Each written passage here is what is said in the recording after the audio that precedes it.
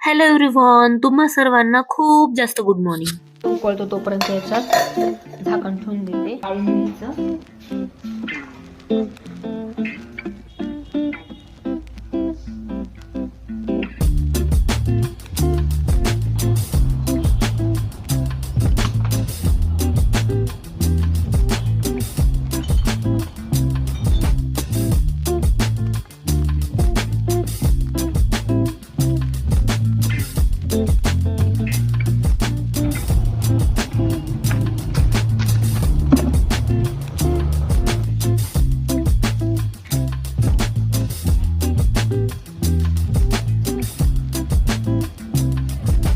तर माझे बेसिक्सचे कामं करून झाले आणि आता मला घराच्या बाहेर जो छोटासा बगीचा आहे ना, तो साफ करायचा आहे.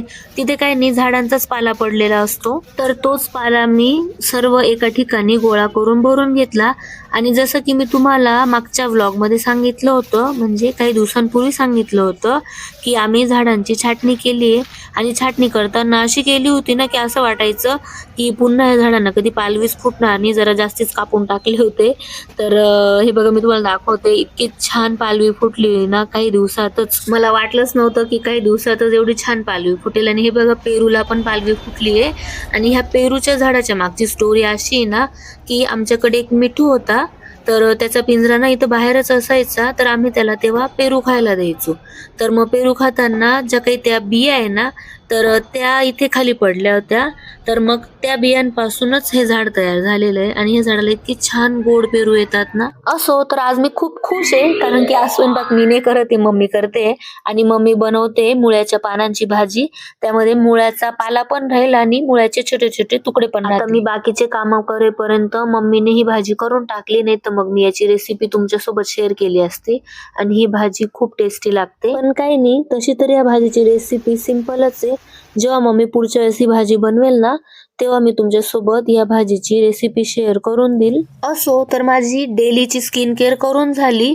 आणि ती मी काय ना, जेव्हा फेस ओला असतो ना तेव्हाच करून घेते. त्याच्यामुळे बऱ्याच वेळा ते रेकॉर्ड करताना राहून जातं. आणि त्याच्यानंतर लगेचच मग रोजमेरी वॉटर पण स्प्रे करून घेते.